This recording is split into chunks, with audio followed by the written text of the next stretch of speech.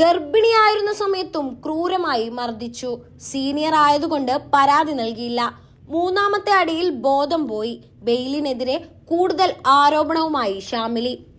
Vanchiyoor junior അഭിഭാഷക ഷാമിലിയെ മുതിർന്ന അഭിഭാഷകനായ ബെയിലിൻ ദാസ് മർദ്ദിച്ച സംഭവത്തിൽ കൂടുതൽ വിവരങ്ങൾ പുറത്ത്. ബെയിലിൻ ദാസിനെതിരെ ഷാമിലി ബാർ കൗൺസിലിൽ പരാതി നൽകി. മുതിർന്ന അഭിഭാഷകനെതിരെ അച്ചടക്ക നടപടി സ്വീകരിക്കണമെന്നാണ് പരാതിയിലെ ആവശ്യം. 5 മാസം ഗർഭിണിയായിരുന്ന സമയത്തും ബെയിലിൻ ദാസ് തന്നെ മർദ്ദിച്ചിരുന്നുവെന്ന് ഷാമിലി വെളിപ്പെടുത്തി. സീനിയർ ആയതുകൊണ്ടാണ് പരാതി നൽകാതിരുന്നതെന്നും ഷാമിലി പരാതിയിൽ പറയുന്നു. ഇന്നലെ തന്നെ നിരവധി തവണ മർദ്ദിച്ചു.